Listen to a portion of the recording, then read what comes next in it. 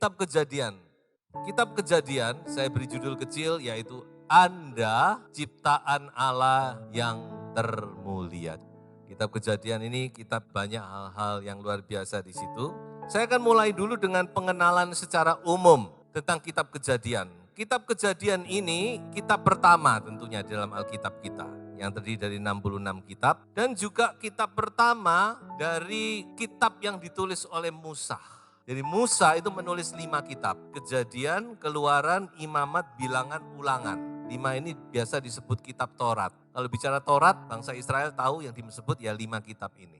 Dan disebut juga Pentateuch, 5 kitab. Dan Kejadian adalah kitab yang pertama, ditulis kurang lebih 1500 tahun sebelum Masehi. Jadi kalau sekarang berarti sudah berapa tahun yang lalu? Berapa umurnya kitab Kejadian ini? 3500 tahun. 3,5 milenium. Loh kok saudara pegang Mas Ian? Ya inilah Alkitab saudara. Alkitab itu tidak pernah usang. Amin. Tidak pernah direvisi. Kitab yang ditulis oleh Musa ya yang saudara baca sekarang ini. Yang ada di tangan saudara. Tidak pernah berubah. 3.500 tahun. Bukan cuma tidak pernah berubah. Tapi Alkitab ini adalah buku yang paling laris di dunia. Tidak ada buku yang seperti Alkitab. Dicetak dalam beratus-ratus bahasa. Dan setiap kali habis.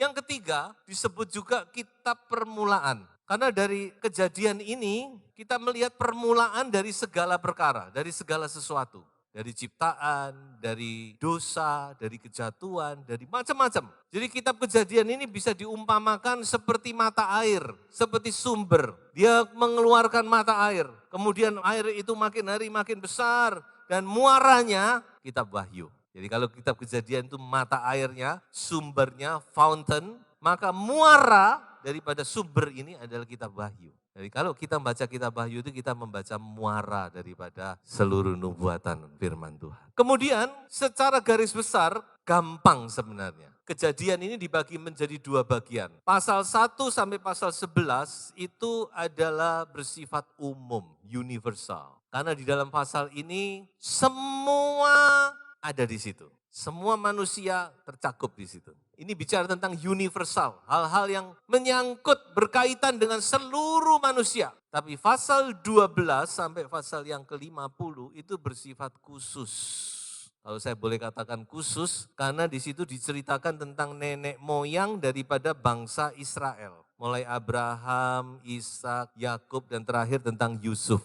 4 orang nenek moyang. Jadi ini khusus artinya ya ini sejarahnya bangsa Israel. Tapi itu berkaitan juga dengan kita orang percaya. Sekarang maju lagi. Saya mau bicara dulu tentang yang bersifat umum dulu. Dalam pasal 1 sampai pasal 11, kita melihat ada banyak hal-hal penting yang terjadi. Yang pertama, pasal 1 dan pasal yang kedua, itu kita melihat tentang permulaan dari penciptaan alam semesta. Permulaan dari penciptaan langit dan bumi. Pada mulanya Allah menciptakan langit dan bumi. Ini bukan pembuktian lagi, ini adalah deklarasi. Deklarasi ini menjawab segala ilmu pengetahuan. Manusia boleh berandai-andai, boleh berteori dan sebagainya. Sebenarnya jawabannya ada di Alkitab. Langit dan bumi itu was created by God. Diciptakan oleh Allah. Manusia diciptakan oleh Allah.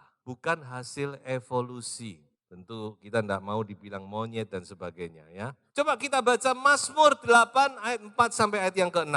Kita lihat bagaimana Allah itu menciptakan manusia. Jika aku melihat langitmu, buatan jarimu, bulan dan bintang-bintang yang kau tempatkan. Ini alam semesta. Ayat yang kelima, apakah manusia sehingga engkau mengingatnya? Apakah anak manusia sehingga engkau mengindahkannya? Ayat 6, namun engkau telah membuatnya hampir sama seperti Allah dan telah memahkotainya dengan kemuliaan dan hormat. Jadi manusia itu ciptaan Allah yang paling mulia. Mazmur berkata hampir sama seperti Allah. Bayangkan, makanya jangan heran manusia itu bisa menciptakan, wah luar biasa hasil pemikiran manusia. Tapi tetap tidak bisa menyamai Allah tentunya. Tapi kita jangan heran dengan kemajuan teknologi luar biasa dan ini akan terus, wah kemajuannya tidak tahu sampai di mana sudah nanti. Kenapa? Karena manusia itu memang ciptaan yang dikatakan menurut peta dan teladan Allah. Man was created in the image of God. Dalam peta dan teladannya Allah, Mazmur kata hampir sama seperti Allah. Namun kita melihat sekarang, manusia yang begitu mulia itu telah jatuh begitu dalam menjadi makhluk yang paling jahat di dunia. Kejahatan yang paling keji dilakukan oleh ciptaan yang paling mulia.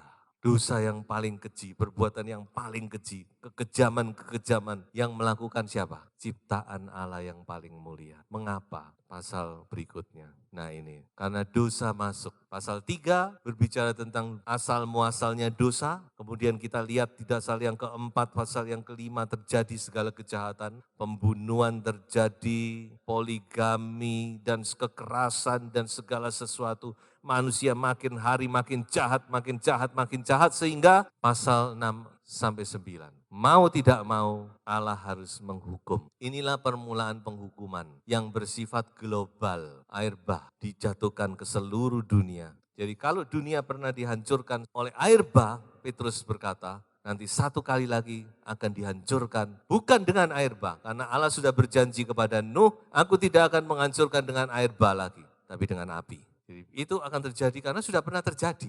Kemudian pasal 10 kita melihat bangsa-bangsa mulai terbentuk dari keturunan Nuh. Sem, Ham, Yafet menurunkan bangsa-bangsa yang terus berubah menurut tempat mereka. Akhirnya ya sekarang terbentuk sekian banyak bangsa. Dan pasal 11 berbicara tentang pemberontakan massal. Manusia mencoba melawan Allah. Menara Babel didirikan dengan satu tujuan, yaitu menyatukan kekuatan manusia untuk melawan Allah. Dan ini gambaran dari antikris yang akan menguasai dunia sebelum dihancurkan waktu kedatangan Kristus kali yang kedua. Jadi apa yang terjadi ini akan terjadi lagi. Karena firman ini adalah firman nubuatan. Setiap yang ditulis akan terjadi lagi. Kemudian kita masuk pasal 12 dan seterusnya. Kita masuk kepada sejarah bangsa Israel dan seterusnya ya. Nah baik, sekarang saya akan masuk kepada 3 pesan penting. Pesan penting yang pertama, yaitu bahwa Tuhan Allah, seruat sekalian alam, Allah yang kita sembah di dalam nama Yesus Kristus, adalah Allah yang menjadi jawaban dari semua masalah persoalan manusia. Manusia tidak bisa menolong dirinya sendiri. Manusia yang sudah jatuh dalam dosa tidak bisa menolong diri sendiri. Tapi Tuhan datang dan Tuhan menolong manusia, mengangkat manusia. Jadi dalam kitab Kejadian ini kita melihat apapun masalah persoalan, Tuhan itu sanggup menolong. Ketika manusia jatuh dalam dosa, Tuhan datang dan Tuhan menolong. Ayo bangkit. Dia menyediakan solusi, jawaban dalam segala masalah persoalan manusia. Masalah persoalan mulai yang paling besar sampai yang paling kecil. Tuhan punya solusi. Dia Allah yang bertanggung jawab. Dia menciptakan manusia, dia mampu menyelamatkan ciptaannya. So itu saudara punya masalah apa? Bawa kepada Tuhan. Percaya bahwa Tuhan menyediakan solusi. Tuhan menyediakan jalan keluar dalam setiap masalah Anda. Jangan mencoba untuk menolong diri sendiri. Ketika manusia jatuh di dalam dosa, Adam dan Hawa coba untuk menolong dirinya dengan daun dari pohon ara.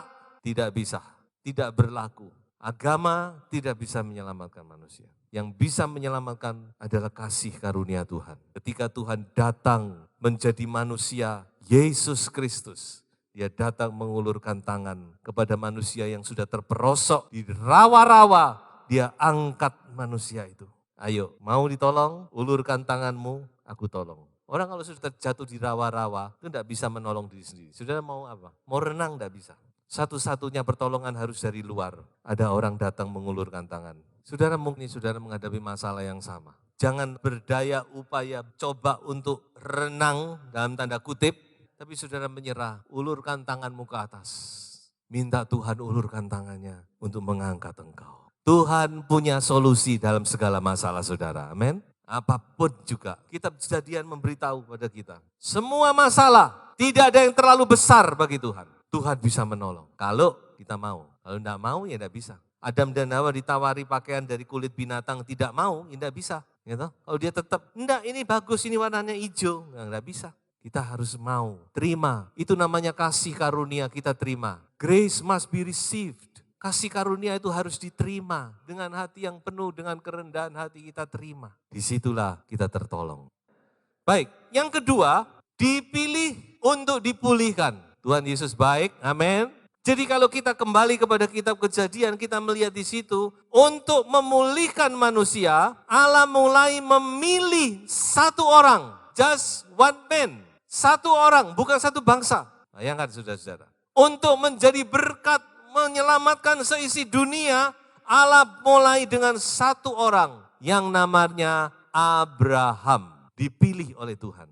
Untuk apa? Untuk melahirkan sebuah keluarga. Dari sebuah keluarga, sebuah bangsa. Dan disitulah Mesias akhirnya lahir menjadi juru selamat umat manusia. Makanya bangsa Israel ini memang khusus, tidak bisa tidak itu. Ya, walaupun mungkin yang mengakui Kristus sebagai Mesias, mengakui Yesus sebagai Kristus, itu tidak banyak. Sebagian besar mereka masih tidak mengakui. Sampai satu saat mungkin nanti waktu Yesus datang kedua kali baru mereka dicelikkan. Itu Alkitab. Tapi mau tidak mau memang ini bangsa yang punya perjanjian dengan Tuhan.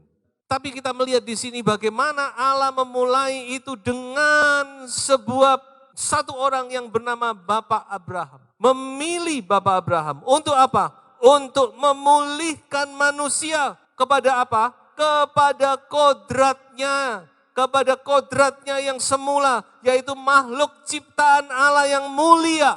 Dan inilah Injil. Jadi Injil itu memulihkan, mengangkat manusia. Memulihkan manusia kembali kepada kodrat yang semula. Bahkan dikatakan serupa dengan gambar anaknya Yesus Kristus.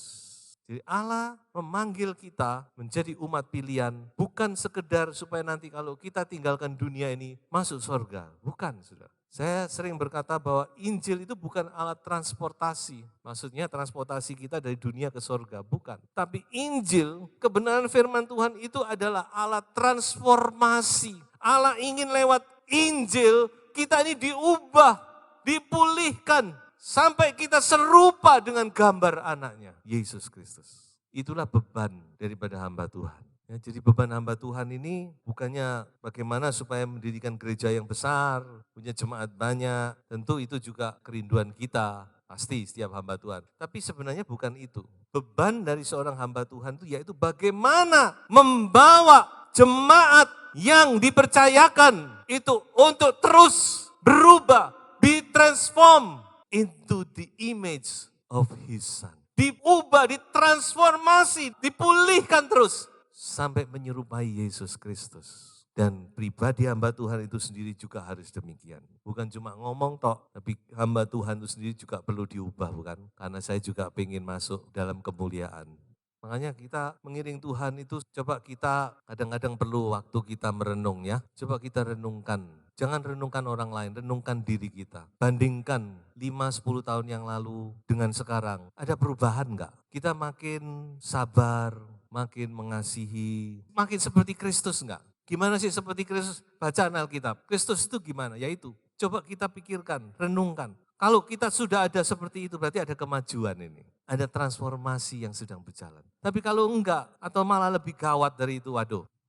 Mari, semua kita. Ada saat-saat tertentu, mari kita merenung, gimana sih kita ini. Makin tua, pasti. Uban makin bertambah, pasti.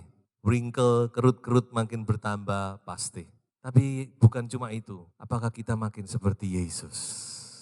Makin punya belas kasihan, makin sabar, makin lemah lembut, makin rendah hati. Itulah hakikat daripada kekristenan.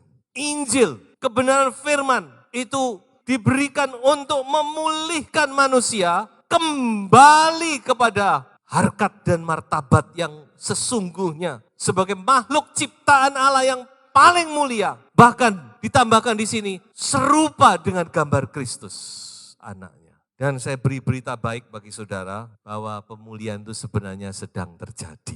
Sadar atau tidak sadar, mari kita baca ayat ini. 2 Korintus pasal 3 ayat 18. Dan kita semua mencerminkan kemuliaan Tuhan dengan muka yang tidak berselubung Dan karena kemuliaan itu datangnya dari Tuhan yang adalah roh, maka kita diubah menjadi serupa dengan gambarnya dalam kemuliaan yang semakin besar.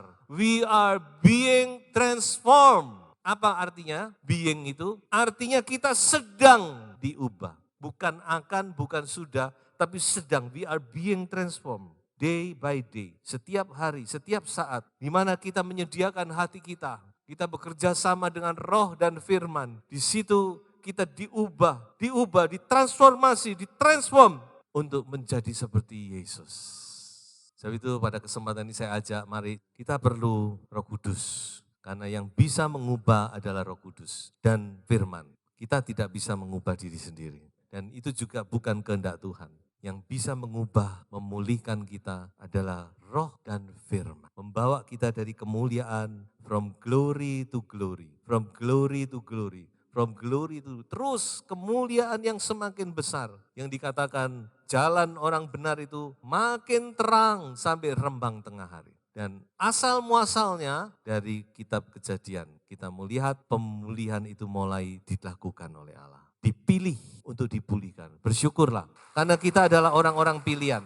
Tidak semua orang, saudara-saudara, itu pilihan. Anda dipilih, kita dipilih untuk menjadi berkat bagi bangsa-bangsa. Tapi sebelum menjadi berkat, kita harus dipulihkan dulu.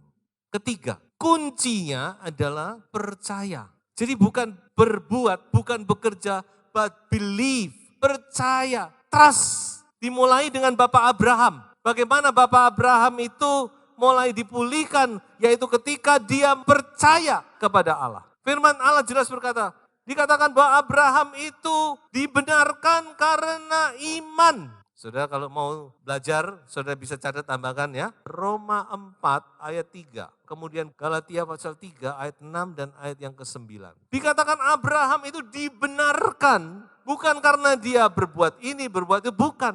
Tapi karena dia percaya. Maka percayalah Abraham dan dia diperhitungkan sebagai orang benar.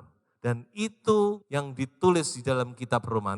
Coba kita baca saja dua ayat ini. Pertama Roma 3 ayat 28. Karena kami yakin bahwa manusia dibenarkan karena iman dan bukan karena ia melakukan hukum Taurat. Hukum Taurat itu mengajar kebaikan, bukan? Bukan karena itu.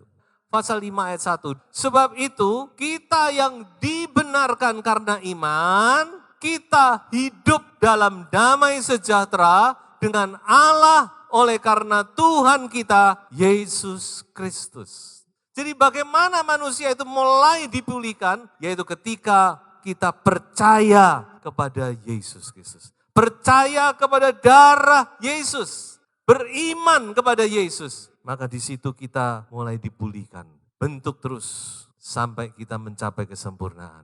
Jadi iman itu pegang peranan, saudara. Makanya mengiring Tuhan itu harus dengan percaya. Bukan dengan perasaan, bukan dengan pikiran, tapi kita percaya. Firman Tuhan kita percaya. Makanya dikatakan oleh kitab Roma, bukan? Orang benar itu berasal dari iman dan kepada iman. Dituntun kepada iman. Terus langkah kita ini langkah iman, kita percaya. Percaya kepada firman, percaya kepada janji Tuhan.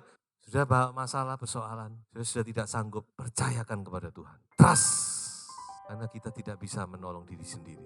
Jadi ketika saudara punya masalah, sudah tidak tahu lagi harus berbuat apa, jangan berbuat apa-apa lagi. Percaya kepada Tuhan. Saudara memulai pengiringanmu dengan iman, bukan? Saudara menjadi anak Tuhan dengan iman.